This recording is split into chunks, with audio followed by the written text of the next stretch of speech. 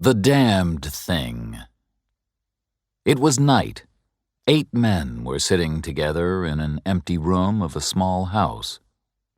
The only pieces of furniture were a simple wooden table and 8 chairs. The only light came from a lamp on the table. One of the men was reading a book. He held the book close to the lamp so that he could see the words on the pages. There was a 9th man in the room. He owned the house. He was lying on the table beneath a white sheet. The 9th man was dead. It was quiet in the house. Outside there were the sounds of birds and insects in the trees around the house. Visitors from the city always noticed these strange cries and calls. But the men in the room took no notice of these sounds. They heard them every day. 7 of the men were farmers and woodsmen. They worked in the fields and forests every day of the year. The skin on their faces had been burned by the sun and the wind. They were wearing hats with broad brims. The man with the book did not look like the others. He was not wearing a broad-brimmed hat. His face was smooth, intelligent, and handsome. He looked like an educated, important man. He was a coroner. All of the men were here this evening to do an important job. An inquest was taking place in the room. The men had come to look at the dead body on the table. They had to answer this question: how did this man die? The coroner was reading a diary. It belonged to the dead man. The coroner and the 7 men were waiting for a witness to attend the dead man's inquest. Suddenly, they heard the sound of a horse galloping on the road. Someone was riding quickly toward the house. The horse stopped outside, the door opened, and a young man came in. "I'm late. I'm sorry," he said.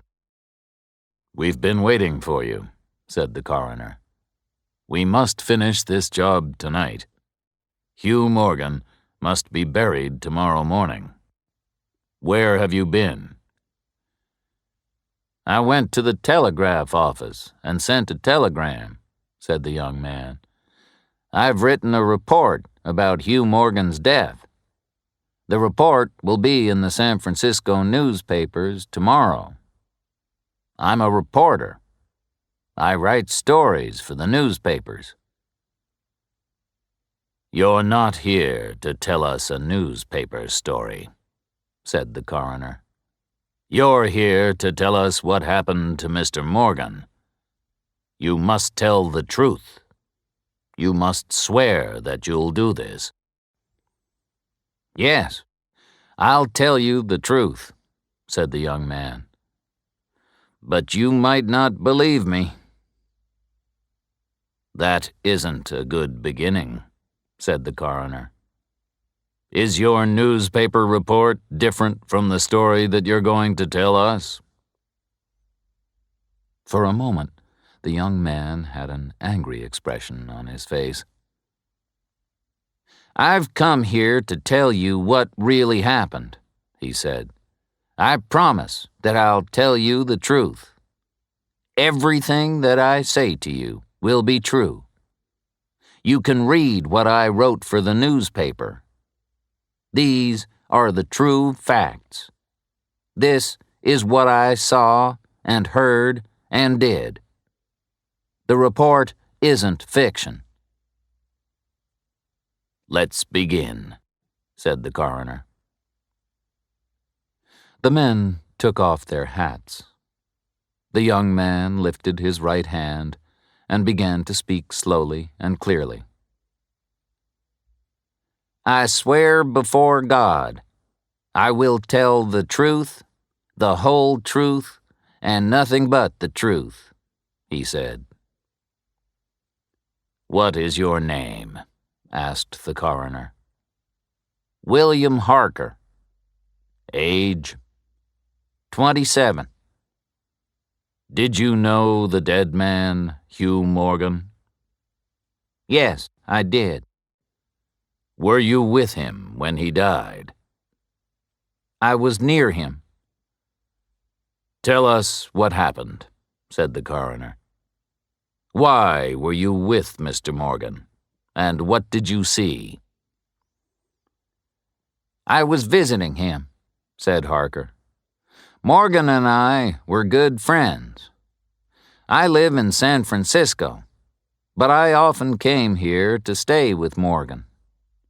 We hunted birds and animals in the forest, and we caught fish in the rivers. Morgan and I went hunting and fishing together many times. Tell us what happened on the day that Mr. Morgan died, said the coroner. We left this house at sunrise, said Harker. We wanted to hunt quails. We took Morgan's dog with us, and we both carried shotguns. Morgan told me there's a field of wild oats over the hill. There are many good large quails there. They'll be good to eat. So we went to the field. But we found something bigger than quails. What do you mean? Asked the coroner. Did you find an animal? Yes.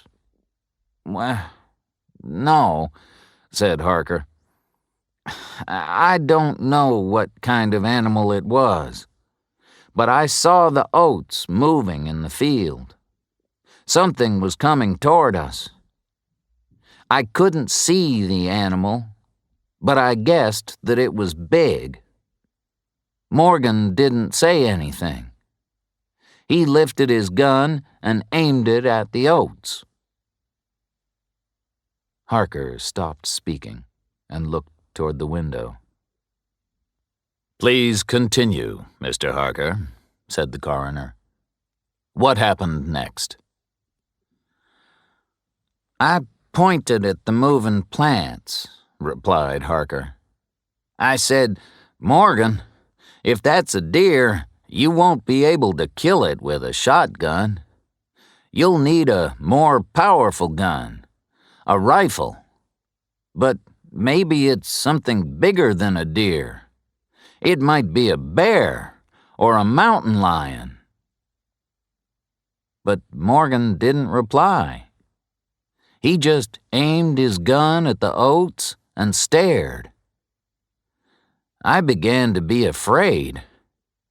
Our shotguns wouldn't stop an angry bear or a lion. Mr. Harker, you say that it was a big animal, said the coroner. Do you know the difference between a bear and a lion and a deer? Yes, I do, sir, said the young man quickly and angrily. And that's the strangest part of this story. I saw the oats moving, and I heard something coming through the plants. But I couldn't see what it was.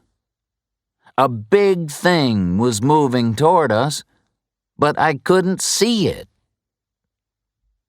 Did you speak to Mr. Morgan again? Asked the coroner. Yes, said Harker. I shouted, What is it? But Morgan didn't reply. The animal, or thing, was coming closer, and Morgan got ready to fire his gun. Suddenly he said, It's that damned thing! He was terrified. Did Mr. Morgan know what it was? Asked the coroner. Is that what you believe, Mr. Harker? Yes, sir, Harker replied. "I believe that Morgan had seen it before. Then he fired his gun, and I heard a terrible sound. It was the scream of a wild animal." "And did you fire your gun too?" asked the coroner. "No, I didn't. I couldn't," replied Harker. "The smoke from Morgan's gun was in my eyes. I couldn't see where to aim my own gun. Then, suddenly, Morgan dropped his gun and started to run." "He left you?" asked the coroner. "Well, I was surprised," said Harker, "but I didn't have time to think about it. Something knocked me to the ground." "What knocked you down?" asked the coroner. "Well, I didn't see it, but it was soft and heavy. It moved very fast." "And then what happened?" "I heard wild screams near me. They were like the sounds made by dogs who were fighting. Then I saw that Morgan was fighting. He was on the ground. He was fighting for his life." "Fighting what?" asked the coroner. I don't know," said the young man. "I couldn't see anything, or anyone. But Morgan was on the ground, and there was a strange movement in the air around him. I don't know how to describe it. It seemed as if the fight was happening underwater. Sometimes I couldn't see one of Morgan's hands. Sometimes his head disappeared. Then his whole body moved again." "And did you try to help Mr. Morgan?" asked the coroner. "Of course I did. I ran toward him. But I found him like this." Harker pointed to the dead body on the table. "And where was the animal?" asked the coroner. "I don't know. I only saw the oats moving again. They moved as if there was wind blowing across them. The thing, whatever it was, went into the woods. My friend was dead. I came into town to get a police officer." "Very well," said the coroner. "We'll examine the body." He lifted the white sheet off Morgan's body. Then he removed a handkerchief that was tied around the dead man's head. The handkerchief kept Morgan's mouth closed. The other men looked closely. One of them held the lamp high. Its light shone on the body of the dead man. Hugh Morgan's throat had been torn open. There were many terrible, deep injuries all over his body. His clothes were soaked with blood. "Gentlemen, you've heard Mr. Harker's story," said the coroner. "You've seen Mr. Morgan's body. What shall we write on the death certificate? Did a wild animal kill Mr. Morgan, or was he murdered? We must decide." The 7 men went out of the room and spoke together quietly for 2 or 3 minutes. William Harker turned toward the coroner. "I see that you have Morgan's diary, sir," he said. "Have you read it? Does it tell us anything important?" "I've read it quickly," said the coroner. "No, it doesn't tell us anything about the cause of Mr. Morgan's death." The 7 men came back into the room. One of them stood in front of the coroner and spoke. "We believe that Hugh Morgan was killed by a mountain lion," he said. "Thank you, gentlemen," said the coroner. "Everyone can leave now. Mr. Morgan will be buried in the morning. I'll send for an undertaker." That was the end of the inquest. But it was not quite the end of the story. William Harker was a writer. He wanted to read Hugh Morgan's diary and write a story about his friend's death. He stayed in the town after Morgan was buried. A few days later, Morgan's property and belongings were sold. William Harker bought the diary. Hugh Morgan had been a lonely man who had written all his thoughts in his diary. But he had not always written days and dates in the diary, and some of the pages in the book were torn. Other pages were missing. This is what Morgan had written before his death. "My dog is behaving strangely. He barks and turns around again and again. He looks at something that isn't there. He runs after something that he can't see. This has happened several times.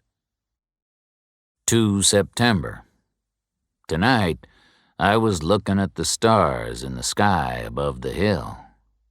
Then, something strange happened.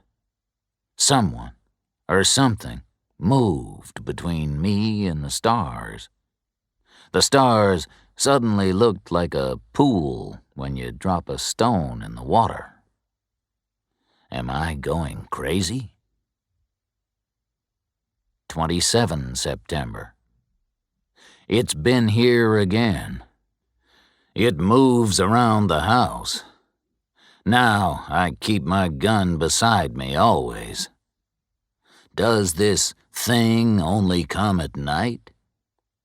Today I saw footprints in the soft ground near the house. What's happening here? Am I going crazy? 3 October.